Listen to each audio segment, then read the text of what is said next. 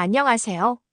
영상이 시작되기 전 잠시만 시간을 내어 구독과 좋아요를 눌러주시면 앞으로도 인생의 깊은 이야기로 꾸준히 찾아뵐 수 있는 큰 힘이 됩니다. 편안한 마음으로 끝까지 시청해주세요. 감사합니다. 서울의 끝자락, 재개발 지구로 지정된 지 십수년이 지났지만 여전히 무산과 재추진의 늪에서 공전 중인 청운빌라. 1994년의 영광을 뒤로한 채 서 있는 이 붉은 벽돌 건물은 이제 노쇠하여 이웃 간의 비밀을 지켜줄 최소한의 힘조차 잃어버린 상태였다. 습기가 차오르면 벽지는 부풀어 올랐고 하수구는 아랫집의 저녁 메뉴를 윗집에 보고하듯 냄새를 실어 날랐다. 302호에 거주하는 나 한진우는 고가구를 수리하며 하루를 보낸다. 죽은 나무의 관절을 맞추고 삐걱거리는 비명을 잠재우는 것이 나의 일이다. 나무가 내뱉는 마른 비명에는 익숙했으나 인간의 날 것 그대로인 육성이 벽을 타고 흐를 때면 나는 무력해졌다. 나의 아내 미영은 이제 내게 거대한 가구와 다름없었다. 15년 전의 설렘은 낡은 서랍장처럼 삐걱거리다 어느덧 단단히 잠겨버렸다. 우리는 서류상의 부부였을 뿐 집 안에서는 각자의 섬으로 존재했다. 안방 침대 위에 흐르는 정적은 가끔 늪처럼 무거워 자다가도 숨이 막혀 깰 지경이었다. 그 정적을 처참하게 찢어발긴 것은 어느 비오는 월요일 오후 이사 온 402호 신혼부부였다. 이사 첫날 밤 낡은 천장을 타고 내려온 것은 가구의 마찰음이 아니었다. 그것은 마치 짐승의 내장을 훑고 나오는 듯한 인간의 언어 체계를 완전히 무너뜨린 파열음이었다. 자기야, 조금만 더. 제발. 죽을 것 같아. 낡은 배관을 타고 증폭된 여자의 신음은 302호 안방의 차가운 공기를 단숨에 데웠다. 얇은 슬라브 벽은 그들의 격렬한 리듬에 맞춰 미세하게 진동했다. 곁에 누운 미영은 죽은 듯 미동도 하지 않았지만 어둠 속에서도 그녀의 어깨가 미세하게 떨리는 것이 보였다. 그것은 경멸이었을까 아니면 나와 같은 종류의 당혹감이었을까. 나는 어둠 속에서 천장을 응시했다. 시각이 차단되자 청각은 더욱 예민해졌고 머릿속에서는 본 적 없는 402호 여자의 실루엣이 음란한 수채화처럼 그려졌다. 소리는 너무나 구체적이었고 너무나 야생적이었다. 십수년간 사막처럼 말라 비틀어져 있던 나의 감각이 독한 위스키를 들이켠 듯 요동치기 시작했다. 도대체 어떤 여자길래 저런 소리를 내뱉는 걸까? 호기심은 금세 시커먼 욕망의 곰팡이가 되어 내 마음의 벽면을 뒤덮었다. 일주일이 채 지나지 않아 402호의 소음은 청운빌라 전체의 질서를 뒤흔드는 공공의 적이 되었다. 낡은 건물은 소리의 통로였다. 202호에 사는 독실한 기독교인 할머니는 사탄의 소리가 들린다며 경비실 문을 발로 찼고 401호의 예민한 공무원 고시생은 도저히 책장을 넘길 수가 없다며 매일 밤 벽을 망치로 두드려댔다. 결국 빌라 주차장에서 비상반상회가 소집되었다. 그날 나는 처음으로 소음의 주인공들을 마주했다. 402호의 남편 최연석과 아내 서희수. 남편은 건장하고 위압적인 체구였으나 나의 시선을 앗아간 것은 아내 서희수였다. 그녀는 모두의 예상과 달리 처연할 정도로 단아한 미인이었다. 창백하리만치 하얀 피부, 가녀린 목선, 그리고 속눈썹 아래 깊게 드리워진 그림자. 그 청순한 얼굴 뒤에서 밤마다 터져나오는 짐승 같은 소리를 상상하는 순간 나는 극심한 현기증과 함께 아랫배가 당겨오는 것을 느꼈다. 제발 좀 자제해 주세요. 애들 교육에도 안 좋고 잠을 잘 수가 없습니다. 102호 주민대표가 삿대질을 하며 외쳤다. 최연석은 불쾌한 듯 코웃음을 쳤다. 우리 집 안방에서 우리 부부가 사랑을 나누는 게 무슨 죄입니까? 방음이 안 되는 썩은 건물을 지은 업자를 고소해야지 왜 우리 사생활을 간섭하느냐고요. 당신들 혹시 부러워서들 이러는 거 아닙니까? 그의 말은 거칠었지만 틀린 말도 아니었다. 주민들은 웅성거렸고 서희수는 내내 고개를 숙이고 있었다. 하지만 나는 보았다. 비난의 화살이 쏟아지는 와중에 그녀의 입가에 맺힌 찰나의 냉소적인 미소를. 그리고 그녀가 천천히 고개를 들어 나를 바라보았을 때 그녀의 눈빛은 명확하게 속삭이고 있었다. 당신 밤마다 내 목소리에 귀 기울이고 있었지. 그 도발적인 눈빛에 나는 마치 발가벗겨진 기분이 들었다. 사건은 예상치 못한 곳에서 터졌다. 세탁실 공동 배관이 역류하면서 물바다가 되었고 가구 수리 및 간단한 설비가 가능한 내가 점검을 위해 402호를 방문하게 된 것이다.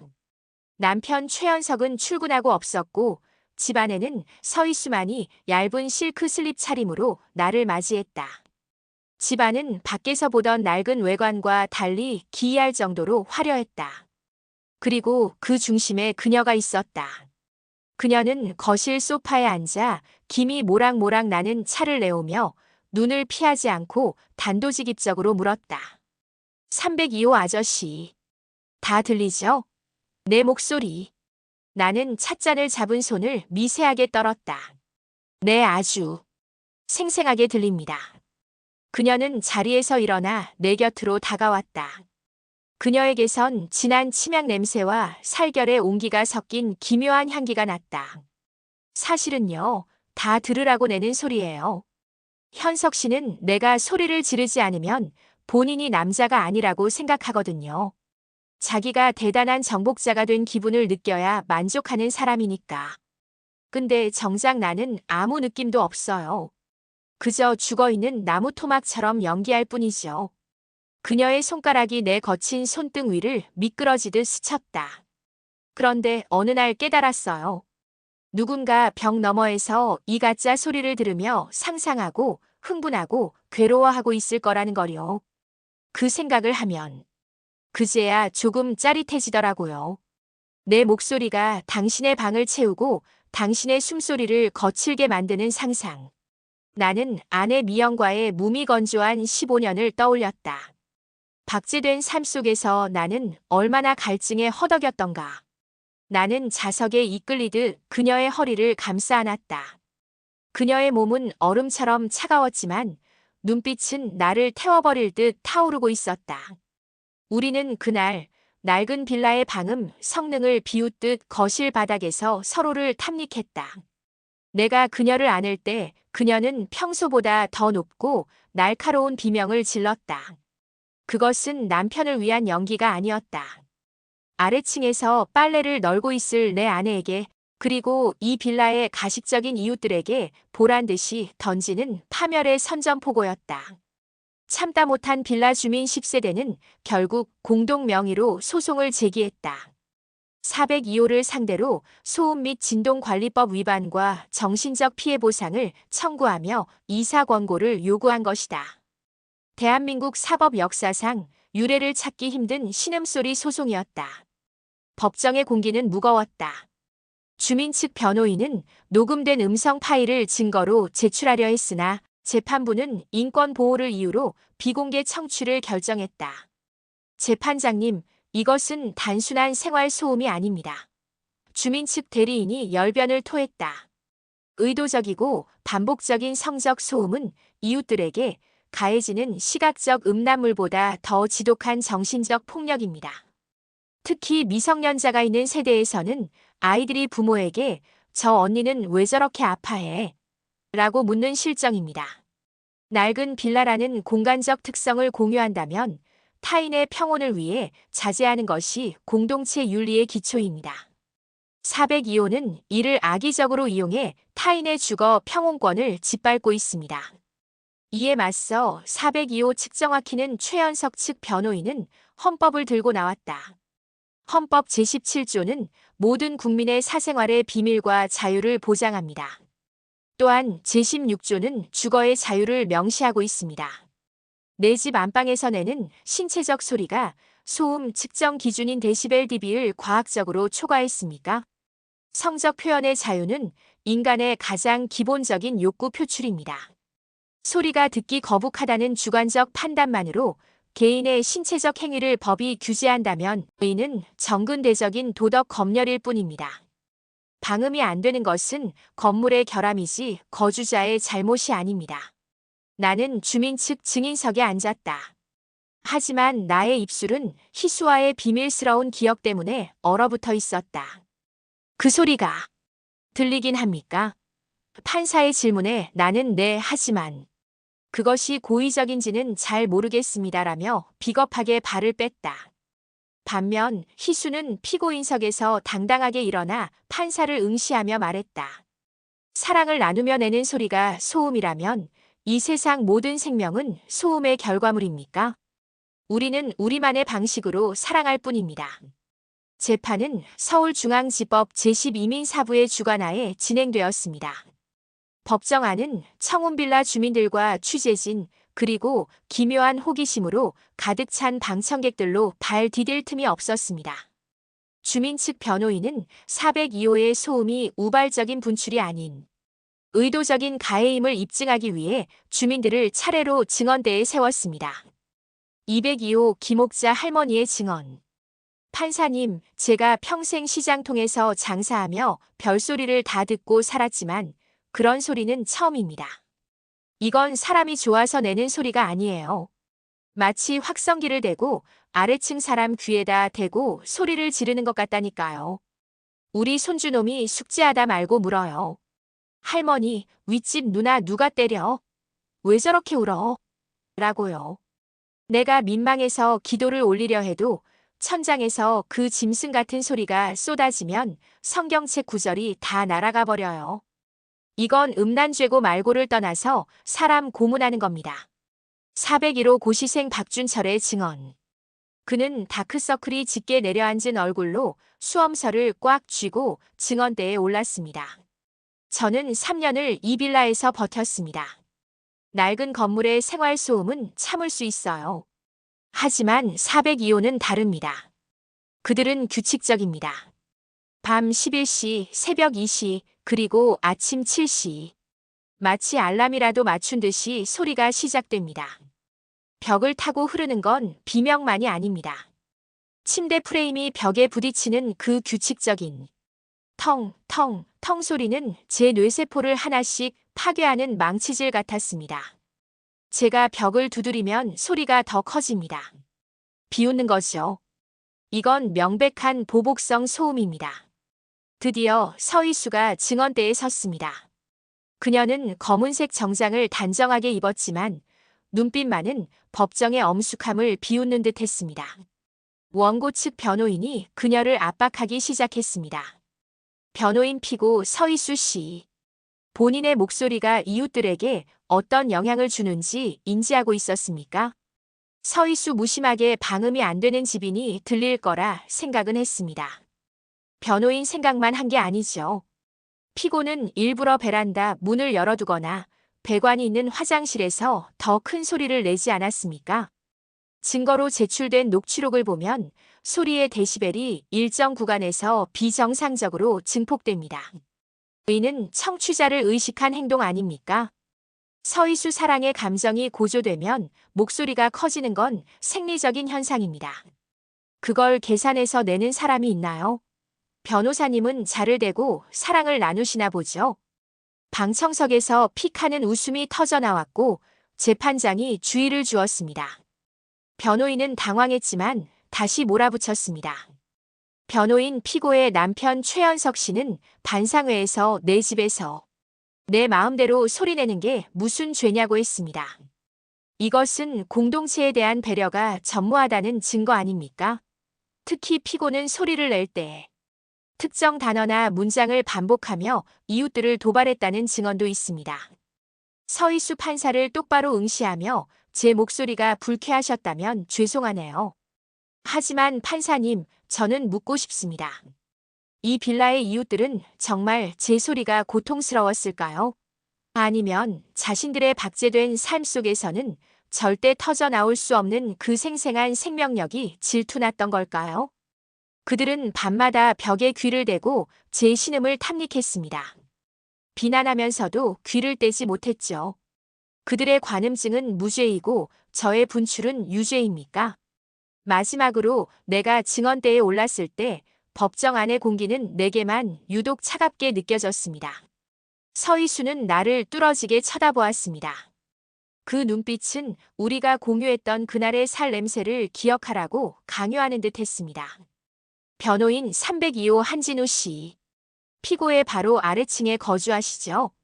가구 수리공으로서 소리에 민감하실 텐데 본인이 느낀 정신적 피해를 구체적으로 말씀해 주십시오. 나는 침을 삼켰습니다. 천장에서 들리던 그녀의 소리는 나에게 피해가 아니었습니다. 그것은 죽어있던 나의 남성성을 일깨우는 구원이었고 동시에 나의 비겁한 일상을 조롱하는 채찍이었습니다. 나 소리는 확실히 컸습니다. 집 전체가 울릴 정도였으니까요. 변호인 일상생활이 불가능할 정도였나요? 아내와의 관계에도 영향을 미쳤습니까? 나는 힐끗 희수를 보았습니다. 그녀의 입술이 미세하게 움직여 거짓말쟁이라고 말하는 것 같았습니다. 나네. 아내와 저는 그 소리 때문에 밤잠을 설쳤습니다. 하지만 그것이 고의적인 소음인지 아니면 건물의 구조적 한계 때문인지는 제가 판단할 영역이 아닌 것 같습니다. 나의 애매한 답변에 주민들이 웅성거렸습니다. 변호인은 실망한 기색으로 나를 내려보냈습니다. 내가 증언대를 내려올 때 희수와 눈이 마주쳤습니다. 그녀는 슬프게 웃고 있었습니다. 나의 위선이 그녀에게는 이 빌라의 그 어떤 소음보다 더 비겁하게 들렸을 것입니다. 이 사건은 단순히 층간소음의 문제가 아닙니다. 이것은 인격의 폭력에 관한 문제입니다. 피고는 자신의 성적 자유라는 방패 뒤에 숨어 타인의 안식처를 성적 전시장으로 변질시켰습니다. 법이 주거의 비밀을 보장하는 이유는 그 안에서 평온을 누리기 위함이지 타인의 평온을 파괴하는 무기를 휘두르라는 뜻이 아닙니다. 엄중한 판결로 공동주택의 무너진 질서를 바로잡아 주십시오. 재판장은 안경을 고쳤으며 기록을 검토했습니다. 법정의 정적은 402호의 비명보다 더 날카롭게 우리를 파고들었습니다. 6개월간의 긴 공방 끝에 서울중앙지방법원은 기념비적인 판결을 내놓았다. 판결문은 현대사회의 개인 권리와 공동체적 책임 사이에서 아슬아슬하게 줄타기를 하고 있었다. 판결주문. 피고 402호 거주자는 야간 및 주간을 불문하고 공동주택의 사회통념상 허용되는 범위를 초과하는 성적 행위 시 발생하는 소음을 즉각 중단하라. 피고가 이를 위반하여 이웃 세대에 도달하는 소음이 환경부 시 층간소음 기준 야간 38dB, 주간 43dB 이상을 반복적으로 상회함이 증명될 경우 원고들에게 1회당 50만 원의 간접 강제금을 지급하라. 원고들의 퇴거이사 청구 및 사유재산권 행사를 직접적으로 제한하는 청구는 기각한다. 법원은 판결 이유에서 다음과 같이 판시했다. 개인의 사생활과 성적 자유는 존중받아야 마땅하나 그것이 타인의 주거 평온권을 침해할 권리까지 포함하는 것은 아니다. 특히 공동주택에서 타인의 수면과 일상을 방해하는 수준의 의도적 소음은 헌법상 보장된 사생활의 범위를 벗어난 인격권 침해에 해당한다. 주민들은 승리했다며 빌라 입구에 정의 구현이라는 현수막을 걸었다. 하지만 그것이 진정 승리였을까? 판결 이후 402호의 창문은 두꺼운 암막 커튼으로 가려졌고 남편 최연석은 집안을 방음 스티로폼으로 도배했습니다. 빌라는 쥐 죽은 듯 고요해졌지만 그 고요는 평화가 아니라 폭발 직전의 압력솥 같았습니다. 나의 아내 미영은 승리감에 취해 있었습니다. 그녀는 동네 부인들과 차를 마시며 결국 정의가 이겼다고 떠들었지만 침대 위에서는 여전히 나를 등진 채 딱딱한 벽처럼 누워 있었습니다. 그녀가 이겼다고 믿는 그 침묵 속에서 나는 서희수의 손톱 소리를 기다리며 미쳐가고 있었습니다. 어느 날 밤 미영이 잠든 것을 확인하고 나는 거실로 나갔습니다. 천장에서 들려오는 규칙적인 두드림. 툭툭툭. 그것은 이제 목소리보다 더 선명한 유혹이었습니다. 나는 홀린 듯 집을 나섰습니다. 하지만 계단을 오르던 내 등 뒤로 차가운 음성이 꽂혔습니다. 어디가 당신? 미영이었습니다. 잠든 줄 알았던 그녀가 어둠 속에서 나를 바라보고 있었습니다. 그녀의 눈은 이미 모든 것을 읽고 있었습니다. 설마 저 미친 여자를 만나러 가는 건 아니지? 판결까지 난 마당에 당신까지 소음의 일부가 되겠다는 거야. 나는 대답하지 못했습니다. 미영은 비웃으며 덧붙였습니다. 당신이 밤마다 천장을 보며 자위하는 거 내가 모를 줄 알았어. 저 여자가 내는 소리가 가짜인 것처럼 당신이 내 곁에서 숨 쉬는 것도 다 가짜잖아. 미영의 폭로에도 불구하고 나는 멈출 수 없었습니다. 오히려 정체를 들킨 해방감이 나를 402호 문 앞으로 밀어 넣었습니다. 나는 미영을 뿌리치고 계단을 뛰어 올라갔습니다. 402호 문은 잠겨 있지 않았습니다. 마치 누군가를 기다린 것처럼.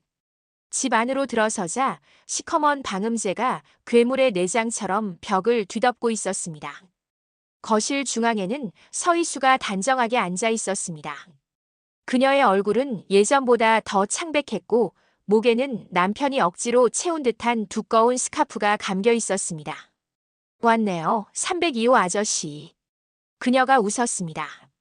하지만 그 웃음은 금세 흐느낌으로 변했습니다. 현석 씨는 이제 내가 소리를 내지 않아도 화를 내요. 법원 때문에 자기가 위축됐다나 뭐라나. 이제는 제가 소리를 지르는 게 아니라 자기가 제 비명을 수집하겠대요. 그녀가 스카프를 풀었습니다. 가느다란 목에는 시퍼런 멍자국이 선명했습니다. 판결 이후 남편 최현석의 정복욕은 관음증적인 폭력으로 변질되어 있었습니다. 법은 소리를 막았지만 그 소리를 만들어내던 폭력까지는 막지 못했던 것입니다. 그때 안방 문이 벌컥 열리며 술 냄새를 풍기는 최현석이 나타났습니다. 그의 손에는 소음 측정기가 들려 있었습니다. 뭐야, 302호. 당신이 왜 여기 있어? 아, 당신도 내 아내의 소음이 그리워서 왔나? 최현석은 미친 듯이 웃으며 측정기를 내밀었습니다. 와, 지금 이 방은 20데시벨도 안 돼. 완벽한 정적이지. 판사가 시키는 대로 했어. 그런데 말이야, 소리가 없으니까 내가 살아있는 것 같지가 않아. 그래서 이제는 진짜 고통의 소리를 만들어 보려고 해. 그가 희수의 머리채를 휘어잡는 순간 내 안에 무언가가 끊어졌습니다. 나는 탁자 위에 놓인 육중한 조각상을 집어들었습니다. 나무를 수리하던 나의 거친 손이 처음으로 살아있는 인간을 향해 휘둘러졌습니다. 둔탁한 파열음. 그것은 402호에서 들려온 그 어떤 소리보다 끔찍하고 무거운 소리였습니다.